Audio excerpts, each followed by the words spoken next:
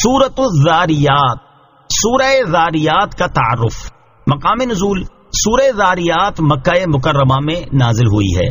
رکوع اور آیات کی تعداد، اس سورت میں 3 رکوع اور 60 آیتیں ہیں۔ ذاریات نام رکھنے کی وجہ، ذاریات کا معنی ہے خاک بکھیر کر اڑا دینے والی ہوائیں، اور اس سورت کی پہلی آیت میں اللہ تعالیٰ نے ان ہواؤں کی قسم ارشاد فرمائی ہے، اس مناسبت سے اس کا نام سورہ ذاریات رکھا گیا۔ سورہ ذاریات کے مضامین، اس سورت کا مرکزی مضمون یہ ہے کہ اس میں اسلام کے بنیادی عقائد جیسے توحید، نبوت اور مرنے کے بعد دوبارہ زندہ کیے جانے کو ثابت کیا گیا ہے، اور اس کے مخالف چیزوں جیسے شرک، نبوت کی تکذیب اور حشر و نشر کے انکار کی نفی کی گئی ہے، اور اس صورت میں یہ چیزیں بیان کی گئی ہیں۔ نمبر 1، اس صورت کی ابتدائی آیات میں کفار مکہ کے احوال بیان کیے گئے کہ وہ قرآن مجید آخرت اور جہنم کے شدید عذاب کو جھٹلاتے ہیں۔ اسی طرح متقی مسلمانوں کے احوال اور ان کے لیے تیار کی گئی جنت کی نعمتیں بیان کی گئیں تاکہ عقل مند انسان ان دونوں میں فرق سمجھ سکے اور اسے عبرت و نصیحت حاصل ہو۔ نمبر 2، کفار مکہ کی طرف سے پہنچنے والی اذیتوں پر نبی کریم علیہ الصلوۃ والسلام اور صحابہ کرام علیہ رضوان کو تسلی دینے کے لیے پچھلے انبیاء کرام علیہ الصلوۃ والسلام اور ان کی امتوں کے واقعات بیان کیے گئے۔ نمبر 3، اللہ تعالیٰ نے اپنی قدرت اور وحدانیت کے دلائل ذکر فرمائے اور کسی کو اللہ تعالیٰ کا شریک قرار دینے، اللہ تعالیٰ کے رسولوں کی تکذیب کرنے سے منع فرمایا، اور حضور اقدس علیہ الصلوۃ والسلام کو حکم دیا کہ منکرین سے منہ پھیر لیں اور متقی لوگوں کو نصیحت کریں۔ نمبر 4، اس سورت کے آخر میں جنات اور انسانوں کی تخلیق کا مقصد بیان کیا گیا کہ انہیں پیدا کرنے سے مقصود یہ ہے کہ یہ اللہ تعالیٰ کی معرفت حاصل کریں اور اخلاص کے ساتھ صرف اسی کی عبادت کریں، اور یہ بتایا گیا کہ تمام مخلوق کا رزق اللہ تعالیٰ نے اپنے ذمہ کرم پر لیا ہوا ہے۔ نیز کفار و مشرکین سے قیامت کے دن شدید عذاب کا وعدہ کیا گیا اور انہیں دنیا میں سابقہ امتوں جیسا عذاب نازل ہونے سے ڈرایا گیا ہے۔ سورہ قاف کے ساتھ مناسبت، سورہ ذاریات کی اپنے سے ماقبل سورت قاف کے ساتھ ایک مناسبت یہ ہے کہ سورہ قاف کے آخر میں مرنے کے بعد دوبارہ زندہ کیے جانے اور اعمال کی جزا و سزا ملنے کا ذکر کیا گیا، اور سورہ ذاریات کی ابتدا میں قسموں کے ساتھ فرمایا گیا کہ لوگوں سے جو وعدہ کیا گیا ہے یہ سچا ہے اور اعمال کی جزا یا سزا ضرور ملے گی۔ دوسری مناسبت یہ ہے کہ سورہ قاف میں جن انبیاء کرام علیہ الصلوۃ والسلام کا اجمالی طور پر ذکر ہوا، ان کا سورہ ذاریات میں تفصیل کے ساتھ ذکر کیا گیا ہے۔ بسم اللہ الرحمن الرحیم۔ ترجمہ، اللہ کے نام سے شروع جو نہایت مہربان رحمت والا ہے۔ والذاریات ذروا فالحاملات وقرا فالجاریات یسرا فالمقسمات امرا۔ ترجمہ، بکھیر کر اڑا دینے والیوں کی قسم، پھر بوجھ اٹھانے والیوں کی، پھر آسانی سے چلنے والیوں کی، پھر حکم کو تقسیم کرنے والیوں کی۔ والذاریات ذروا، خاک وغیرہ کو بکھیر کر اڑا دینے والی ہواؤں کی قسم۔ اس آیت اور اس کے بعد والی 3 آیات کا خلاصہ یہ ہے کہ اللہ تعالیٰ نے اس آیت میں خاک وغیرہ کو بکھیر کر اڑا دینے والی ہواؤں کی قسم ارشاد فرمائی، دوسری آیت میں بارش کے پانی کا بوجھ اٹھانے والی بدلیوں اور گھٹاؤں کی قسم ارشاد فرمائی، تیسری آیت میں پانی پر آسانی کے ساتھ چلنے والی کشتیوں کی قسم ارشاد فرمائی، اور چوتھی آیت میں فرشتوں کی ان جماعتوں کی قسم ارشاد فرمائی جو اللہ تعالیٰ کے حکم سے بارش اور رزق وغیرہ تقسیم کرتی ہیں اور جنہیں اللہ تعالیٰ نے کائنات کا نظام چلانے پر مامور کیا ہے اور عالم کے نظام میں تصرف کرنے کا اختیار عطا فرمایا ہے۔ بعض مفسرین کا قول ہے کہ یہ تمام صفتیں ہواؤں کی ہیں کہ وہ خاک بھی اڑاتی ہیں، بادلوں کو بھی اٹھائے پھرتی ہیں، پھر انہیں لے کر سہولت کے ساتھ چلتی ہیں، پھر اللہ تعالیٰ کے شہروں میں اس کے حکم سے بارش کو تقسیم کرتی ہیں۔ یاد رہے کہ ان چیزوں کی قسم ارشاد فرمانے کا اصلی مقصود اس چیز کی عظمت بیان کرنا ہے جس کے ساتھ قسم ارشاد فرمائی گئی، کیونکہ یہ چیزیں اللہ تعالیٰ کی قدرت کے کمال پر دلالت کرنے والی ہیں، اور ان چیزوں کو بیان فرما کر ارباب دانش کو موقع دیا جا رہا ہے کہ وہ ان میں غور کر کے مرنے کے بعد دوبارہ زندہ کیے جانے اور آخرت میں اعمال کی جزا ملنے پر استدلال کریں کہ جو قادر برحق ایسے عجیب و غریب امور پر قدرت رکھتا ہے تو وہ اپنی پیدا کی ہوئی چیزوں کو فنا کرنے کے بعد دوبارہ ہستی عطا فرمانے پر بھی بے شک قادر ہے۔ انما توعدون لصادق وان الدین لواقع۔ ترجمہ، بے شک جس کی تمہیں وعید سنائی جا رہی ہے وہ ضرور سچ ہے اور بے شک بدلہ دیا جانا ضرور واقع ہونے والا ہے۔ انما توعدون، بے شک جس کی تمہیں وعید سنائی جا رہی ہے۔ اس آیت اور اس کے بعد والی آیت کا خلاصہ یہ ہے کہ اللہ تعالیٰ نے ہواؤں، بدلیوں، کشتیوں اور فرشتوں کی قسم یاد کر کے فرمایا کہ اے لوگو، بے شک مرنے کے بعد زندہ کیے جانے اور اعمال کی جزا ملنے کی جس بات کا تم سے وعدہ کیا جا رہا ہے، عذاب کی جو وعید سنائی جا رہی ہے، وہ ضرور سچ ہے اور اس میں جھوٹ کا امکان بھی نہیں ہے، اور بے شک قیامت کے دن انصاف ضرور ہونا ہے اور حساب کے بعد نیک اور برے اعمال کا بدلہ ضرور ملنا ہے۔ والسماء ذات الحبك انکم لفی قول مختلف۔ ترجمہ، راستوں والے آسمان کی قسم تم طرح طرح کی بات میں ہو۔ والسماء ذات الحبک، راستوں والے آسمان کی قسم۔ اس آیت کے آخری لفظ ذات الحبک کا ایک معنی ہے زینت والا اور دوسرا معنی ہے راستوں والا۔ ان دونوں معنی کے اعتبار سے اس آیت اور اس کے بعد والی آیت کا خلاصہ یہ ہے کہ اس حسن و جمال والے آسمان کی قسم جسے ہم نے ستاروں سے مزین فرمایا، یا سیاروں کی گردش کے راستوں والے آسمان کی قسم۔ اے اہل مکہ، تم نبی کریم علیہ الصلوۃ والسلام کی شان میں اور قرآن پاک کے بارے میں مختلف باتوں کے قائل ہو۔ کبھی رسول کریم علیہ الصلوۃ والسلام کو جادوگر کہتے ہو، کبھی شاعر، کبھی کاہن اور کبھی مجنون کہتے ہو، معاذ اللہ تعالی۔ اسی طرح قرآن کریم کو بھی کبھی جادو بتاتے ہو، کبھی شعر، کبھی کہانت اور کبھی اگلوں کی داستانیں کہتے ہو۔ یؤفک عنہ من افک۔ ترجمہ، اس قرآن سے وہی اوندھا کیا جاتا ہے جو اوندھا ہی کر دیا گیا ہو۔ یؤفک عنہ، اس قرآن سے وہی اوندھا کیا جاتا ہے۔ تاجدار رسالت صلی اللہ تعالی علیہ وسلم کے زمانے کے کفار جب کسی کو دیکھتے کہ وہ ایمان لانے کا ارادہ کر رہا ہے تو اس کے پاس جا کر نبی کریم علیہ الصلوۃ والسلام کے بارے میں کہتے کہ تم ان کے پاس کیوں جاتے ہو، وہ تو شاعر ہیں، جادوگر ہیں اور جھوٹے ہیں معاذ اللہ۔ اور اسی طرح قرآن پاک کے بارے میں کہتے کہ وہ شعر ہے، جادو ہے اور جھوٹ ہے معاذ اللہ۔ تو اس آیت میں اللہ تعالیٰ اپنے حبیب علیہ الصلوۃ والسلام کو تسلی دیتے ہوئے ارشاد فرماتا ہے کہ اے پیارے حبیب صلی اللہ تعالی علیہ وآلہ وسلم، آپ ان کی حرکتوں سے غمزدہ نہ ہوں۔ آپ پر اور اس قرآن پر ایمان لانے سے اسی کا منہ پھیر دیا جاتا ہے جس کی قسمت میں ہی ہدایت سے منہ پھیر دیا جانا ہو۔ جو ازل سے ہی محروم ہے وہی اس سعادت سے محروم رہتا ہے اور وہی بہکانے والوں کے بہکاوے میں آتا ہے۔ قتل الخراصون الذین هم فی غمرۃ ساہون یسألون ایان یوم الدین یوم هم علی النار یفتنون ذوقوا فتنتکم ھذا الذی کنتم بہ تستعجلون۔ ترجمہ، جھوٹے اندازے لگانے والے مارے جائیں جو نشے میں بھولے ہوئے ہیں، پوچھتے ہیں کہ بدلے کا دن کب ہوگا؟ یہ اس دن واقع ہوگا جس دن وہ آگ پر تپائے جائیں گے اور فرمایا جائے گا اپنا عذاب چکھو، یہ وہی عذاب ہے جس کی تم جلدی مچاتے تھے۔ قتل الخراصون، جھوٹے اندازے لگانے والے مارے جائیں۔ اس آیت اور اس کے بعد والی 4 آیات کا خلاصہ یہ ہے کہ جھوٹے اندازے لگانے والے مارے جائیں جو جہالت کے نشے میں آخرت کو بھولے ہوئے ہیں اور وہ نبی کریم علیہ الصلوۃ والسلام سے حصول علم کے ارادے سے نہیں بلکہ مذاق اڑانے اور جھٹلانے کے طور پر پوچھتے ہیں کہ انصاف کا دن کب آئے گا۔ کفار نے جس انداز میں سوال کیا تھا اسی کے مطابق انہیں جواب دیتے ہوئے اللہ تعالیٰ نے ارشاد فرمایا کہ انصاف کا دن وہ ہوگا جس دن انہیں آگ پر تپایا جائے گا اور انہیں عذاب دیا جائے گا اور ان سے فرمایا جائے گا کہ اب اپنا عذاب چکھو، یہ وہی عذاب ہے جس کے آنے کی تم جلدی مچاتے تھے اور دنیا میں مذاق اڑاتے ہوئے میرے حبیب علیہ الصلوۃ والسلام سے کہا کرتے تھے کہ وہ عذاب جلدی لے آؤ جس کا آپ ہمیں وعدہ دیتے ہو۔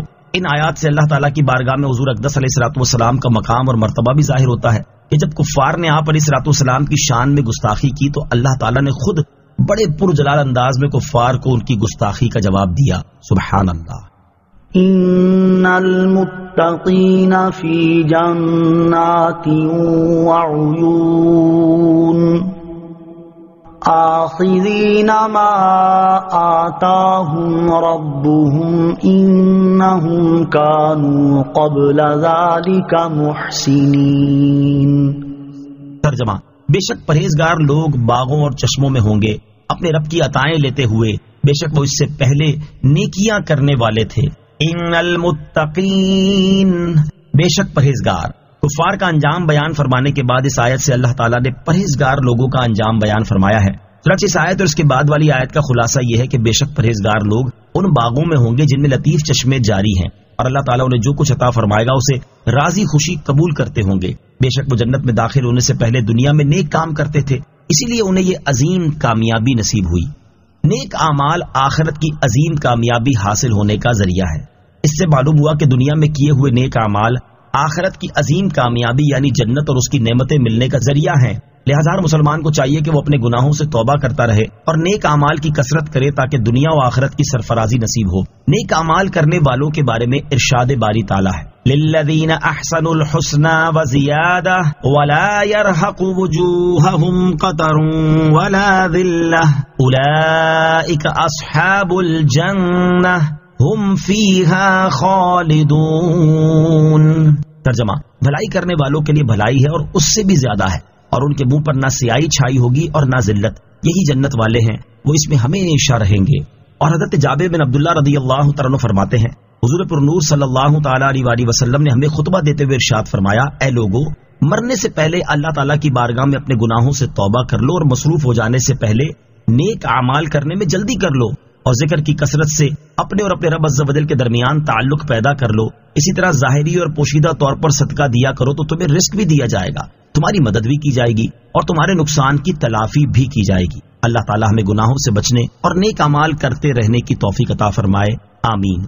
كانوا قليلا من الليل ما يهجعون وبالأسحار هم يستغفرون۔ ترجمہ، وہ رات میں کم سویا کرتے تھے اور رات کے آخری پہروں میں بخشش مانگتے تھے۔ كانوا قليلا من الليل ما يهجعون، وہ رات میں کم سویا کرتے تھے۔ اس آیت اور اس کے بعد والی آیت کا خلاصہ یہ ہے کہ پرہیزگار لوگوں کا نیک اعمال کرنے میں حال یہ تھا کہ وہ رات تہجد اور شب بیداری میں گزارتے اور رات میں بہت تھوڑی دیر سوتے تھے، اور اتنا سو جانے کو بھی اپنا قصور سمجھتے تھے، اور رات تہجد اور شب بیداری میں گزارنے کے باوجود بھی وہ خود کو گناہگار سمجھتے تھے، اور رات کا پچھلا حصہ اللہ تعالیٰ سے مغفرت طلب کرنے میں گزارتے تھے۔ رات کا آخری حصہ مغفرت طلب کرنے اور دعا مانگنے کے لیے انتہائی موزوں ہے۔ اس سے معلوم ہوا کہ رات کا آخری حصہ اللہ تعالیٰ سے مغفرت طلب کرنے اور دعا کرنے کے لیے بہت موزوں ہے۔ یہاں اس سے متعلق ایک حدیث پاک بھی سماعت کیجیے۔ چنانچہ حضرت ابو ہریرہ رضی اللہ تعالی عنہ سے روایت ہے، اور یہ بخاری شریف کی حدیث ہے کہ نبی اکرم صلی اللہ تعالی علیہ وسلم نے ارشاد فرمایا، ہمارا رب تعالی ہر رات اس وقت دنیا کے آسمان کی طرف نزول اجلال فرماتا ہے جب رات کا تہائی حصہ باقی رہ جاتا ہے، اور فرماتا ہے، کوئی ایسا ہے جو مجھ سے دعا کرے تاکہ میں اس کی دعا قبول کروں، کوئی ایسا ہے جو مجھ سے سوال کرے تاکہ میں اسے عطا کروں، کوئی ایسا ہے جو مجھ سے معافی چاہے تاکہ میں اسے بخش دوں۔ وفی اموالہم حق للسائل والمحروم۔ ترجمہ، اور ان کے مالوں میں مانگنے والے اور محروم کا حق تھا۔ وفی اموالہم حق، اور ان کے مالوں میں حق تھا۔ اس آیت میں پرہیزگاروں کے بارے میں بیان کیا گیا کہ ان کے مالوں میں مانگنے والے اور محروم کا حق تھا۔ مانگنے والوں سے مراد وہ ہے جو اپنی حاجت کے لیے لوگوں سے سوال کرے، اور محروم سے مراد وہ ہے جو حاجت مند ہو اور حیا کی وجہ سے سوال بھی نہ کرے۔ پرہیزگاروں کی 4 صفات، اس آیت سے پرہیزگاروں کی 4 صفات معلوم ہوئی۔ نمبر 1، ان کے مال میں غریبوں کا حصہ ہوتا ہے۔ نمبر 2، وہ ہر قسم کے فقیر کو دیتے ہیں چاہے اسے پہچانتے ہوں یا نہیں۔ نمبر 3، ان کا دینا سائل کے مانگنے پر موقوف نہیں، وہ مانگنے والوں کو بھی دیتے ہیں اور تلاش کر کے ان مساکین کو بھی دیتے ہیں جو حیا اور شرم کی وجہ سے مانگ نہ سکیں۔ نمبر 4، وہ فقیروں کو دے کر ان پر اپنا احسان نہیں جتاتے بلکہ اپنی کمائی میں ان کا حق سمجھتے ہیں اور ان کا احسان مانتے ہیں کہ انہوں نے ہمارا مال قبول کر لیا۔ اللہ تعالیٰ ہمارے معاشرے کے مسلمانوں کو بھی یہ اوصاف اپنانے کی توفیق عطا فرمائے۔ وَفِي الْأَرْضِ آيَاتٌ لِّلْمُوقِنِينَ۔ ترجمہ، اور زمین میں یقین والوں کے لیے نشانیاں ہیں۔ وَفِي الْأَرْضِ آیات، اور زمین میں نشانیاں ہیں، یعنی زمین میں پہاڑ، دریا، درخت، پھل اور نباتات وغیرہ ان لوگوں کے لیے اللہ تعالیٰ کی وحدانیت اور اس کی قدرت و حکمت پر دلالت کرنے والی نشانیاں ہیں جو اللہ تعالیٰ پر یقین رکھتے ہیں۔ زمین میں اللہ تعالیٰ کی وحدانیت اور قدرت پر دلالت کرنے والی نشانیاں۔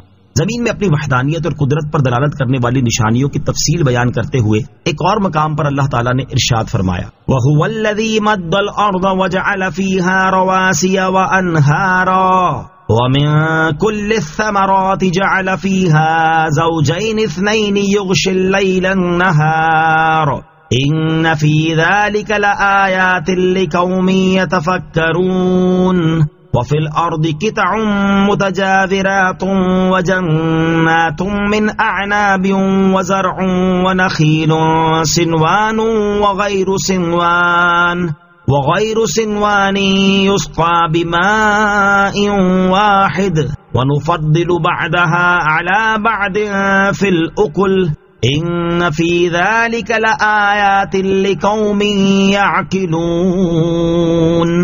ترجمہ، اور وہی ہے جس نے زمین کو پھیلایا اور اس میں پہاڑ اور نہریں بنائی اور زمین میں ہر قسم کے پھل دو دو طرح کے بنائے، وہ رات سے دن کو چھپا لیتا ہے، بے شک اس میں غور و فکر کرنے والوں کے لیے نشانیاں ہیں۔ اور زمین کے مختلف حصے ہیں جو ایک دوسرے کے قریب قریب ہیں، اور انگوروں کے باغ ہیں اور کھیتی اور کھجور کے درخت ہیں، ایک جڑ سے اگے ہوئے اور الگ الگ اگے ہوئے، سب کو ایک ہی پانی دیا جاتا ہے، اور پھلوں میں ہم ایک دوسرے سے بہتر بناتے ہیں، بے شک اس میں عقل مندوں کے لیے نشانیاں ہیں۔ اور ارشاد فرمایا، وَمِنْ آيَاتِهِ أَنَّكَ تَرَى الْأَرْضَ خَاشِعَةً فَإِذَا أَنزَلْنَا عَلَيْهَا الْمَاءَ اهْتَزَّتْ وَرَبَتْ إِنَّ الَّذِي أَحْيَاهَا لَمُحْيِي الْمَوْتَى إِنَّهُ عَلَى كُلِّ شَيْءٍ قَدِيرٌ۔ ترجمہ، اور اس کی نشانیوں میں سے ہے کہ تو زمین کو بے قدر پڑی ہوئی دیکھتا ہے، پھر جب ہم اس پر پانی اتارتے ہیں تو لہلہانے لگتی ہے اور بڑھ جاتی ہے، بے شک جس نے اس کو زندہ کیا وہ ضرور مردوں کو زندہ کرنے والا ہے، بے شک وہ ہر شے پر قدرت رکھتا ہے۔ وَفِي أَنفُسِكُمْ أَفَلَا تُبْصِرُونَ وَفِي السَّمَاءِ رِزْقُكُمْ وَمَا تُوعَدُونَ۔ ترجمہ، اور خود تمہاری ذاتوں میں تو کیا تم دیکھتے نہیں، اور آسمان میں تمہارا رزق ہے اور وہ جس کا تم سے وعدہ کیا جاتا ہے۔ وفی انفسکم، اور خود تمہاری ذاتوں میں، یعنی تمہاری پیدائش کے مراحل میں، تمہارے اعضاء کی بناوٹ اور ترتیب میں، تمہارے جسم کے اندرونی نظام میں، پیدائش کے بعد مرحلہ وار تمہارے حالات کے بدلنے میں، تمہاری شکلوں، صورتوں اور زبانوں کے اختلاف میں، تمہاری ذہنی اور جسمانی صلاحیتوں کے مختلف ہونے میں، اور تمہارے ظاہر و باطن میں اللہ تعالیٰ کی قدرت کے ایسے بے شمار عجائبات موجود ہیں جن میں غور و فکر کر کے تم اللہ تعالیٰ کی قدرت کے بارے میں جان سکتے ہو۔ اور جب وہ ان عجیب و غریب چیزوں پر قدرت رکھتا ہے تو اے کافروں، تمہیں مارنے کے بعد دوبارہ زندہ کرنا اس کے لیے کیا مشکل ہے۔ وَفِي السَّمَاءِ رِزْقُكُمْ، اور آسمان میں تمہارا رزق ہے۔ ارشاد فرمایا کہ آسمان میں تمہارا رزق ہے کہ اسی طرف سے بارش نازل کر کے زمین کو پیداوار سے مالا مال کیا جاتا ہے، اور آخرت کا وہ ثواب و عذاب بھی آسمان میں لکھا ہوا ہے جس کا تم سے دنیا میں وعدہ کیا جاتا ہے۔ فَوَرَبِّ السَّمَاءِ وَالْأَرْضِ إِنَّهُ لَحَقٌّ مِثْلَ مَا أَنَّكُمْ تَنطِقُونَ۔ ترجمہ، تو آسمان اور زمین کے رب کی قسم، بے شک یہ حق ہے ویسی ہی زبان میں جو تم بولتے ہو۔ فَوَرَبِّ السَّمَاءِ وَالْأَرْضِ، تو آسمان اور زمین کے رب کی قسم۔ اس آیت کی ایک تفسیر یہ ہے کہ آسمان اور زمین کے رب کی قسم، بے شک یہ قرآن حق ہے اور اللہ تعالیٰ کی طرف سے نازل ہونے والے فرشتے نے اسے اسی زبان میں بیان کیا ہے جو تم بولتے ہو۔ دوسری تفسیر یہ ہے کہ اے لوگو، آسمان اور زمین کے رب کی قسم، میں نے تم سے جو بات کہی کہ تمہارا رزق آسمان میں ہے، یہ ویسے ہی حق ہے جیسے تمہارے نزدیک وہ بات حق ہے جو تم قسم کھا کر کہتے ہو۔ تیسری تفسیر یہ ہے کہ آسمان اور زمین کے رب کی قسم، بے شک تم سے جو آخرت کے ثواب اور عذاب کا وعدہ کیا جا رہا ہے یہ ویسے ہی حق ہے جیسے تمہارے نزدیک وہ بات حق ہے جو تم قسم کھا کر کہتے ہو۔ هل أتاك حديث ضيف إبراهيم المكرمين۔ ترجمہ، اے حبیب، کیا تمہارے پاس ابراہیم کے معزز مہمانوں کی خبر آئی؟ حل اتاکا، اے محبوب کیا تمہارے پاس آئی؟ اس آیت سے اللہ تعالیٰ نے اپنے حبیب علیہ الصلوۃ والسلام کے سامنے انبیاء کرام علیہ الصلوۃ والسلام کے واقعات بیان فرمائے تاکہ انبیاء کرام علیہ الصلوۃ والسلام کے واقعات سن کر سید المرسلین صلی اللہ تعالیٰ علیہ وسلم کے مبارک قلب کو تسلی حاصل ہو۔ سب سے پہلے حضرت ابراہیم علیہ الصلوۃ والسلام کا واقعہ اس لیے بیان فرمایا کہ حضرت ابراہیم علیہ الصلوۃ والسلام کے بعد تمام انبیاء کرام علیہ الصلوۃ والسلام آپ کی اولاد میں سے ہی تشریف لائے، اور نبی کریم علیہ الصلوۃ والسلام نے بھی بعض چیزوں میں ان کے طریقے کو اختیار فرمایا، اور اس واقعے کو بیان کرنے سے مقصود حضور اقدس علیہ الصلوۃ والسلام کی قوم کو اللہ تعالیٰ کے عذاب سے ڈرانا بھی ہے۔ اس آیت کا خلاصہ یہ ہے کہ اے پیارے حبیب علیہ الصلوۃ والسلام، کیا آپ کے پاس ان فرشتوں کی خبر آئی جو حضرت ابراہیم علیہ الصلوۃ والسلام کی خدمت میں معزز مہمان بن کر حاضر ہوئے تھے؟ ان فرشتوں کی تعداد 10 یا 12 تھی، اور ان میں حضرت جبریل علیہ الصلوۃ والسلام بھی شامل تھے۔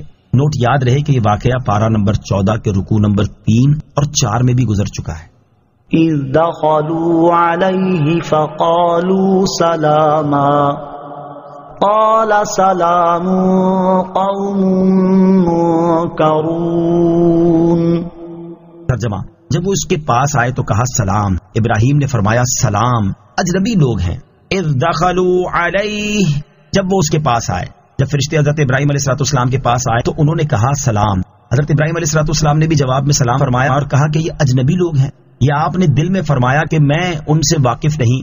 منکر بمانا اجنبی ہے، اس لیے قبر کے فرشتوں کو منکر و نکیر کہا جاتا ہے کہ وہ اجنبی ہوتے ہیں۔ آیت اذ دخلوا علیہ فقالوا سلاما سے معلوم ہونے والے مسائل۔ اس آیت سے دو مسئلے معلوم ہوئے۔ نمبر ایک، سلام بڑی پرانی سنت ہے کہ دوسرے انبیاء کرام علیہ الصلوۃ والسلام کے دین میں بھی تھی، بلکہ حدیث مبارک سے ثابت ہے کہ سلام کا طریقہ حضرت آدم علیہ الصلوۃ والسلام کے سامنے پیش کیا گیا۔ نمبر دو، آنے والا بیٹھے ہوئے کو سلام کرے، خاص سارے لوگ سلام کریں یا ان میں سے ایک، ظاہر یہ ہے کہ یہاں سب نے سلام کیا۔ فراغ إلى أهله فجاء بعجل سمين فقربه إليهم قال ألا تأكلون فأوجس منهم خيفة قالوا لا تخف وبشروه بغلام عليم۔ ترجمہ، پھر ابراہیم اپنے گھر والوں کی طرف گئے تو ایک موٹا تازہ بچڑا لے آئے، پھر اسے ان کے پاس رکھ دیا تو فرمایا کیا تم کھاتے نہیں؟ تو اپنے دل میں ان سے خوف محسوس کیا۔ فرشتوں نے عرض کیا آپ نہ ڈریں، اور انہوں نے اسے ایک علم والے لڑکے کی خوشخبری سنائی۔ فراغ الی اہلہ، پھر ابراہیم اپنے گھر گئے۔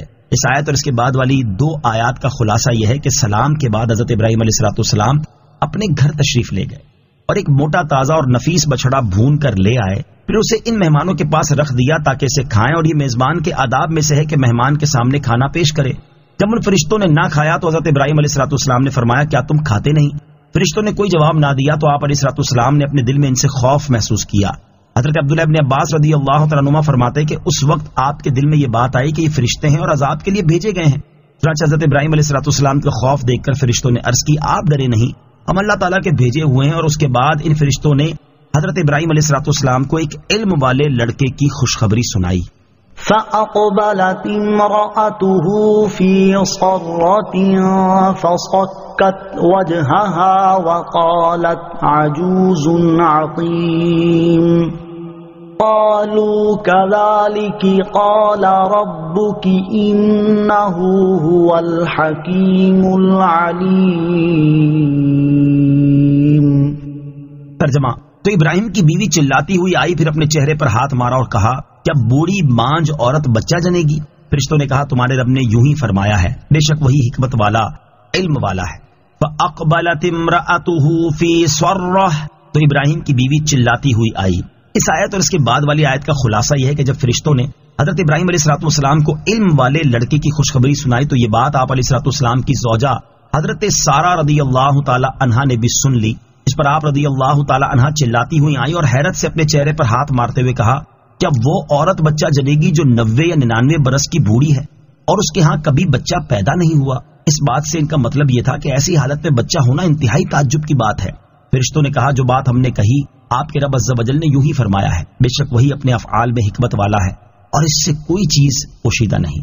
قال فما خطبكم أيها المرسلون قالوا إنا أرسلنا إلى قوم مجرمين لنرسل عليهم حجارة من طين مسومة عند ربك للمسرفين۔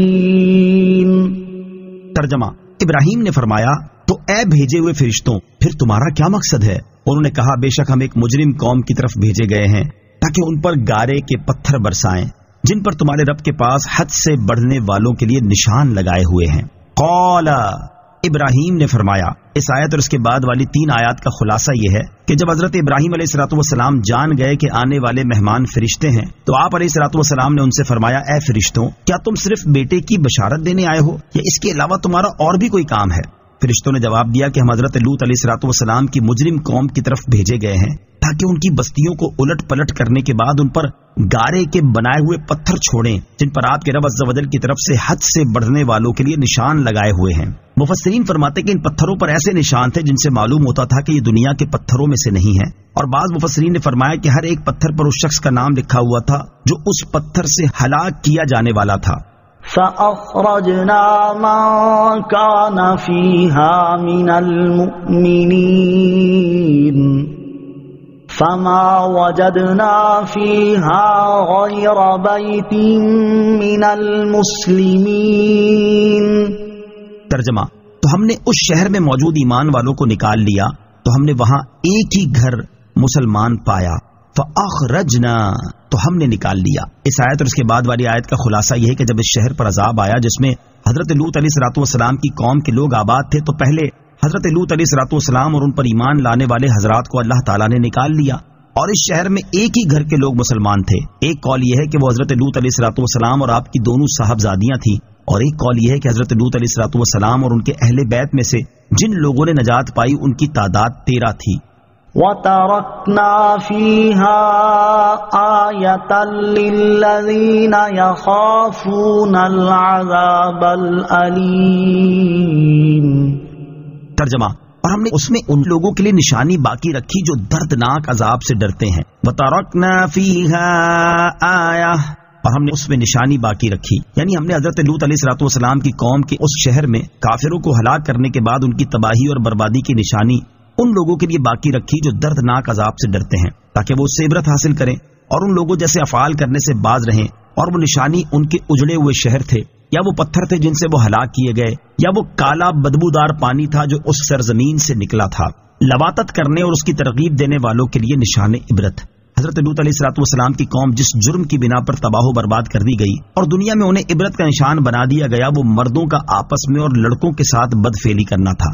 ان کے دردناک انجام کو سامنے رکھتے ہوئے ان لوگوں کو نصیحت حاصل کرنی چاہیے جو فی زمانہ مردوں کے ساتھ ہم جنس پرستی کرنے اور اس کی ترغیب دینے کے لیے باقاعدہ تقریبات منعقد کرنے اور اسے قانونی جواز مہیا کرنے میں مصروف ہیں. وَفِي مُوسَىٰ إِذْ أَرْسَلْنَاهُ إِلَىٰ فِرْعَوْنَ بِسُلْطَانٍ مُّبِينٍ فَتَوَلَّىٰ بِرُكْنِهِ وَقَالَ سَاحِرٌ أَوْ مَجْنُونٌ. ترجمہ: اور موسیٰ میں بھی نشانی ہے جب ہم نے اسے روشن سند کے ساتھ فرعون کی طرف بھیجا اور وہ فرعون اپنے لشکر سمیت پھر گیا اور بولا موسیٰ تو جادوگر ہے یا دیوانہ. وفی موسیٰ، اور موسیٰ میں. اس آیت اور اس کے بعد والی آیت کا خلاصہ یہ ہے کہ اللہ تعالیٰ نے حضرت موسیٰ علیہ الصلوۃ والسلام کے واقعے میں بھی عبرت کی نشانی رکھی ہے، اور ان کا واقعہ یہ ہے کہ جب اللہ تعالیٰ نے حضرت موسیٰ علیہ الصلوۃ والسلام کو ان روشن معجزات کے ساتھ فرعون کی طرف بھیجا جو آپ علیہ الصلوۃ والسلام نے فرعون اور اس کی قوم کے سامنے پیش فرمائے، تو فرعون نے اپنی جماعت کے ساتھ حضرت موسیٰ علیہ الصلوۃ والسلام پر ایمان لانے سے اعراض کیا اور ان کی شان میں یہ کہنے لگا کہ حضرت موسیٰ علیہ الصلوۃ والسلام تو جادوگر یا دیوانے ہیں جو مجھ جیسے جابر بادشاہ کا مقابلہ کرنے آئے ہیں. فَأَخَذْنَاهُ وَجُنُودَهُ فَنَبَذْنَاهُمْ فِي الْيَمِّ وَهُوَ مُلِيمٌ. ترجمہ: اور ہم نے فرعون اور اس کے لشکر کو پکڑ کر دریا میں ڈال دیا اس حال میں کہ وہ خود کو ملامت کر رہا تھا. فَأَخَذْنَاهُ وَجُنُودَهُ، اور ہم نے فرعون اور اس کے لشکر کو پکڑا. ارشاد فرمایا کہ جب فرعون اور اس کی قوم نے سرکشی کی تو ہم نے فرعون اور اس کے لشکر کو پکڑ کر دریا میں ڈال دیا، اور اس وقت اس کا حال یہ تھا کہ وہ اپنے آپ کو ملامت کر رہا تھا کہ اس نے رب ہونے کا دعویٰ کیوں کیا اور وہ کیوں حضرت موسیٰ علیہ الصلوۃ والسلام پر ایمان نہ لایا اور کیوں ان پر اعتراضات کیے. وَفِي عَادٍ إِذْ أَرْسَلْنَا عَلَيْهِمُ الرِّيحَ الْعَقِيمَ مَا تَذَرُ مِن شَيْءٍ أَتَتْ عَلَيْهِ إِلَّا جَعَلَتْهُ كَالرَّمِيمِ. ترجمہ: اور قوم عاد میں بھی نشانی ہے جب ہم نے ان پر خشک آندھی بھیجی، وہ جس چیز پر گزرتی تھی اسے گلی ہوئی چیز کی طرح کر چھوڑتی. وفی عاد، اور عاد میں. اس آیت اور اس کے بعد والی آیت کا خلاصہ یہ ہے کہ قوم عاد کو ہلاک کرنے میں بھی قابل عبرت نشانیاں ہیں. جب اللہ تعالیٰ نے ان پر خشک آندھی بھیجی جس میں کچھ بھی خیر و برکت نہ تھی اور یہ ہلاک کرنے والی ہوا تھی، اور یہ ہوا آدمی، جانور یا دیگر اموال میں سے جس چیز کو بھی چھو جاتی تھی تو اسے ہلاک کر کے ایسا کر دیتی تھی کہ گویا وہ مدتوں کی ہلاک شدہ اور گلی ہوئی ہے. نبی اکرم صلی اللہ تعالیٰ علیہ وسلم نے ارشاد فرمایا اللہ تعالیٰ نے قوم عاد پر صرف اس حلقے یعنی انگوٹھی کے حلقے کے برابر ہوا بھیجی. پھر آپ نے ان آیات کی تلاوت فرمائی اذ ارسلنا علیہم الریح العقیم ما تذر من شیء اتت علیہ الا جعلته كالرمیم. وَفِي ثَمُودَ إِذْ قِيلَ لَهُمْ تَمَتَّعُوا حَتَّى حِينٍ فعتوا عن أمر ربهم فأخذتهم الصاعقة وهم ينظرون فما استطاعوا من قيام وما كانوا منتصرين وقوم نوح من قبل إنهم كانوا قوما فاسقين. ترجمہ: اور سمود میں نشانی ہے جب ان سے فرمایا گیا ایک وقت تک فائدہ اٹھا لو تو انہوں نے اپنے رب کے حکم سے سرکشی کی تو ان کی آنکھوں کے سامنے انہیں کڑکنے آ لیا تو وہ نہ کھڑے ہو سکے اور نہ وہ بدلہ لے سکتے تھے.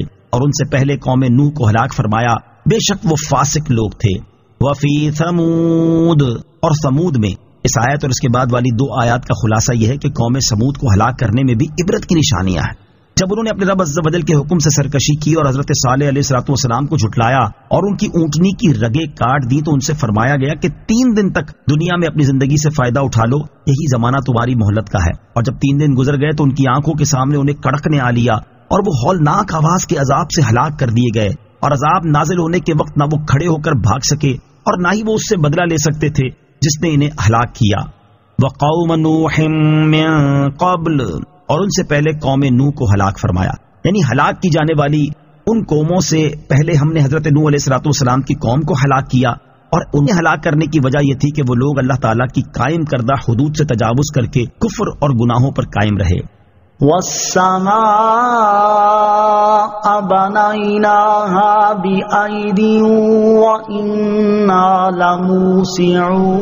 لموسعون والأرض فرشناها فنعم الماهدون. ترجمہ: اور آسمان کو ہم نے اپنی قدرت سے بنایا اور بے شک ہم وسعت و قدرت والے ہیں، اور زمین کو ہم نے فرش بنایا تو ہم کیا ہی اچھا بچھانے والے ہیں. وَالسَّمَاءَ بَنَيْنَاهَا بِأَيْدٍ، اور آسمان کو ہم نے اپنی قدرت سے بنایا. یہاں سے اللہ تعالیٰ کی وحدانیت اور قدرت کے دلائل ذکر کیے جا رہے ہیں. اور اس آیت کی ایک تفسیر یہ ہے کہ ہم نے آسمان کو اپنے دستے قدرت سے بنایا اور بے شک ہم اسے اتنی وسعت دینے والے ہیں کہ زمین اپنی فضا کے ساتھ اس کے اندر اس طرح آ جائے جیسے کہ ایک وسیع و عریض میدان میں گیند پڑی ہو. دوسری تفسیر یہ ہے کہ ہم نے آسمان کو اپنے دستے قدرت سے بنایا اور بے شک ہم اپنی مخلوق پر رزق وسیع کرنے والے ہیں. وَالْأَرْضَ فَرَشْنَاهَا، اور زمین کو ہم نے فرش بنایا. اس آیت کا خلاصہ یہ ہے کہ اللہ تعالیٰ نے زمین کو فرش بنایا کہ زمین اس قدر وسیع ہے کہ گول ہونے کے باوجود فرش کی طرح بچھی ہوئی معلوم ہوتی ہے. نیز نہ تو لوہے کی طرح سخت ہے کہ اس پر چلنا پھرنا دشوار ہو جائے اور نہ پانی کی طرح پتلی کہ مخلوق اس میں ڈوب جائے. یہ رب تعالیٰ کی قدرت کی بڑی دلیل ہے. وَمِن كُلِّ شَيْءٍ خَلَقْنَا زَوْجَيْنِ لَعَلَّكُمْ تَذَكَّرُونَ. ترجمہ: اور ہم نے ہر چیز کی 2 قسمیں بنائی تاکہ تم نصیحت حاصل کرو. وَمِن كُلِّ شَيْءٍ خَلَقْنَا زَوْجَيْنِ، اور ہم نے ہر چیز کی 2 قسمیں بنائی. ارشاد فرمایا کہ اور ہم نے ہر چیز کی 2 قسمیں بنائی، جیسے آسمان اور زمین، سورج اور چاند، رات اور دن، خشکی اور تری، گرمی اور سردی، جن اور انسان، روشنی اور تاریکی، ایمان اور کفر، سعادت اور بدبختی، حق اور باطل، نر و مادہ وغیرہ. اور یہ قسمیں اس لیے بنائی تاکہ تم ان میں غور کر کے یہ بات سمجھ سکو کہ ان تمام قسموں کو پیدا کرنے والی ذات واحد ہے، نہ اس کی نظیر ہے، نہ اس کا شریک ہے، نہ اس کا کوئی مد مقابل ہے اور نہ اس کا کوئی مثل ہے، لہذا صرف وہی عبادت کا مستحق ہے. فی زمانہ سائنس کی تحقیق سے یہ پتہ لگ چکا ہے کہ درخت اور پتھروں میں بھی نر اور مادہ 2 قسمیں ہیں. جب نر درخت سے ہوا لگ کر مادہ درخت کو چھوتی ہے تو پھل زیادہ آتا ہے. اگرچہ نر درخت دور ہو، ان چیزوں کی بھی نسل ہے مگر نسل کا طریقہ جدا گانا ہے. فَفِرُّوا إِلَى اللَّهِ إِنِّي لَكُمْ مِنْهُ نَذِيرٌ مُبِينٌ وَلَا تَجْعَلُوا مَعَ اللَّهِ إِلَٰهًا آخَرَ إِنِّي لَكُمْ مِنْهُ نَذِيرٌ مُبِينٌ. ترجمہ: اور اللہ کی طرف بھاگو، بے شک میں اس کی طرف سے تمہارے لیے کھلم کھلا ڈر سنانے والا ہوں، اور اللہ کے ساتھ کوئی دوسرا معبود نہ ٹھہراؤ، بے شک میں اس کی طرف سے تمہارے لیے کھلم کھلا ڈر سنانے والا ہوں. فَفِرُّوا إِلَى اللَّهِ، اور اللہ کی طرف بھاگو. اس آیت اور اس کے بعد والی آیت کا خلاصہ یہ ہے کہ اے پیارے حبیب صلی اللہ تعالی علیہ وآلہ وسلم، آپ فرما دیں کہ جب عبادت کا مستحق اللہ تعالیٰ ہی ہے تو اے لوگو، تم کفر سے ایمان کی طرف اللہ تعالیٰ کی نافرمانی سے اطاعت کی طرف، اپنے گناہوں سے اللہ تعالیٰ کی بارگاہ میں توبہ کی طرف دوڑتے ہوئے آؤ، اور اس کے علاوہ سب کو چھوڑ کر صرف اسی کی عبادت کرو تاکہ تم اس کے عذاب سے نجات پا جاؤ اور اس کی طرف سے ثواب حاصل کر کے کامیاب ہو جاؤ۔ بے شک میں تمہیں اللہ تعالیٰ کی طرف سے کفر اور نافرمانی پر اس کے عذاب سے کھلم کھلا ڈر سنانے والا ہوں۔ كذلك ما أتى الذين من قبلهم من رسول إلا قالوا ساحر أو مجنون أتواصوا به بل هم قوم طاغون۔ ترجمہ، یوں ہی جب ان سے پہلے لوگوں کے پاس کوئی رسول تشریف لایا تو وہ یہی بولے کہ یہ جادوگر ہے یا دیوانہ۔ کیا انہوں نے ایک دوسرے کو اس بات کی وصیت کی تھی؟ بلکہ وہ سرکش لوگ ہیں۔ کذالک، یوں ہی۔ اس آیت اور اس کے بعد والی آیت کا خلاصہ یہ ہے کہ اے پیارے حبیب صلی اللہ تعالی علیہ وسلم، جیسے آپ کی قوم کے کفار نے آپ کو جھٹلایا اور آپ کی شان میں گستاخی کرتے ہوئے آپ کو جادوگر اور مجنون کہا، ایسے ہی جب کفار مکہ سے پہلے لوگوں کے پاس میری طرف سے کوئی رسول تشریف لایا اور اس نے اپنی قوم کو مجھ پر ایمان لانے اور میری اطاعت کرنے کی دعوت دی تو ان کے بارے میں بھی کفار نے یہی کہا کہ یہ جادوگر یا دیوانہ ہے۔ سابقہ کفار نے اپنے بعد والوں کو یہ وصیت تو نہیں کی کہ تم انبیاء اکرام علیہ الصلوۃ والسلام کی تکذیب کرتے رہنا اور ان کی شان میں اس طرح کی باتیں بنانا، لیکن چونکہ سرکشی اور نافرمانی کی علت دونوں میں ہے اس لیے یہ گمراہی میں ایک دوسرے کے موافق رہے اور اسی چیز نے انہیں اس طرح کی باتیں کرنے پر ابھارا۔ لہٰذا آپ اپنی قوم کے جھٹلانے اور اس طرح کی باتیں کرنے سے غمزدہ نہ ہوں۔ فتول عنهم فما أنت بملوم وذكر فإن الذكرى تنفع المؤمنين۔ ترجمہ، تو اے حبیب تم ان سے منہ پھیر لو تو تم پر کوئی ملامت نہیں، اور سمجھاؤ کہ سمجھانا ایمان والوں کو فائدہ دیتا ہے۔ فتول عنہم، تو اے محبوب تم ان سے منہ پھیر لو۔ اس آیت اور اس کے بعد والی آیت کا خلاصہ یہ ہے کہ اے حبیب صلی اللہ تعالی علیہ وسلم، آپ ان کفار سے منہ پھیر لیں کیونکہ آپ رسالت کی تبلیغ فرما چکے اور اسلام کی دعوت اور ہدایت دینے میں انتہائی محنت کر چکے، اور آپ نے اپنی کوشش میں معمولی سی بات بھی نہ چھوڑی، تو ان کے ایمان نہ لانے سے آپ پر کوئی ملامت نہیں۔ نیکی کی دعوت دینے اور برائی سے منع کرنے کے دو فوائد۔ آیت نمبر 55 سے معلوم ہوا کہ نیک کاموں کی ترغیب دیتے اور برے کاموں سے منع کرتے رہنا چاہیے۔ اس کا ایک فائدہ یہ ہے کہ جسے سمجھایا جائے اس کے بارے میں امید ہوتی ہے کہ وہ برے کام چھوڑ کر نیک کام کرنے لگے گا، اور دوسرا فائدہ یہ ہے کہ نیکی کی دعوت دینے اور برائی سے منع کرنے کی ذمہ داری پوری ہو جاتی ہے۔ سمجھانے اور نصیحت کرنے کے ان فوائد کو قرآن پاک میں ایک اور مقام پر اس طرح بیان کیا گیا ہے کہ وَإِذْ قَالَتْ أُمَّةٌ مِّنْهُمْ لِمَ تَعِظُونَ قَوْمًا اللَّهُ مُهْلِكُهُمْ أَوْ مُعَذِّبُهُمْ عَذَابًا شَدِيدًا قَالُوا مَعْذِرَةً إِلَىٰ رَبِّكُمْ وَلَعَلَّهُمْ يَتَّقُونَ۔ ترجمہ، اور جب ان میں سے ایک گروہ نے کہا تم ان لوگوں کو کیوں نصیحت کرتے ہو جنہیں اللہ ہلاک کرنے والا ہے یا انہیں سخت عذاب دینے والا ہے، انہوں نے کہا تمہارے رب کے حضور عذر پیش کرنے کے لیے اور شاید یہ ڈریں۔ وَمَا خَلَقْتُ الْجِنَّ وَالْإِنسَ إِلَّا لِيَعْبُدُونَ۔ ترجمہ، اور میں نے جن اور آدمی اسی لیے بنائے کہ میری عبادت کریں۔ وَمَا خَلَقْتُ الْجِنَّ وَالْإِنسَ إِلَّا لِيَعْبُدُونَ، اور میں نے جن اور آدمی اسی لیے بنائے کہ میری عبادت کریں۔ ارشاد فرمایا کہ میں نے جنوں اور انسانوں کو صرف دنیا طلب کرنے اور اس طلب میں منہمک ہونے کے لیے پیدا نہیں کیا، بلکہ انہیں اس لیے بنایا ہے تاکہ وہ میری عبادت کریں اور انہیں میری معرفت حاصل ہو۔ جنوں اور انسانوں کی پیدائش کا اصل مقصد، اس آیت سے معلوم ہوا کہ انسانوں اور جنوں کو بیکار پیدا نہیں کیا گیا، بلکہ ان کی پیدائش کا اصل مقصد یہ ہے کہ وہ اللہ تعالیٰ کی عبادت کریں۔ ایک اور مقام پر اللہ تعالیٰ ارشاد فرماتا ہے أَفَحَسِبْتُمْ أَنَّمَا خَلَقْنَاكُمْ عَبَثًا وَأَنَّكُمْ إِلَيْنَا لَا تُرْجَعُونَ۔ ترجمہ، تو کیا تم یہ سمجھتے ہو کہ ہم نے تمہیں بیکار بنایا اور تم ہماری طرف لوٹائے نہیں جاؤ گے؟ اور ارشاد فرمایا تبارک الذی بیدہ الملک وہو علی کل شیء قدیر الذی خلق الموت والحیاة لیبلوکم ایکم احسن عملا وہو العزیز الغفور۔ ترجمہ، بڑی برکت والا ہے وہ جس کے قبضے میں ساری بادشاہی ہے اور وہ ہر چیز پر قادر ہے، وہ جس نے موت اور زندگی کو پیدا کیا تاکہ تمہاری آزمائش کرے کہ تم میں کون اچھے عمل کرنے والا ہے، اور وہی عزت والا بخشش والا ہے۔ اور حضرت ابو ہریرہ رضی اللہ تعالیٰ عنہ سے روایت ہے نبی کریم صلی اللہ تعالی علیہ وسلم نے ارشاد فرمایا، اللہ تعالیٰ ارشاد فرماتا ہے، اے انسان تو میری عبادت کے لیے فارغ ہو جا، میں تیرا سینہ غنا سے بھر دوں گا اور تیری محتاجی کا دروازہ بند کر دوں گا، اور اگر تو ایسا نہیں کرے گا تو میں تیرے دونوں ہاتھ مصروفیات سے بھر دوں گا اور تیری محتاجی کا دروازہ بند نہیں کروں گا۔ اللہ تعالیٰ ہمیں اپنی پیدائش کے مقصد کو سمجھنے اور اس مقصد کے مطابق زندگی بسر کرنے کی توفیق عطا فرمائے، آمین۔ ما أريد منهم من رزق وما أريد أن يطعمون إن الله هو الرزاق ذو القوة المتين۔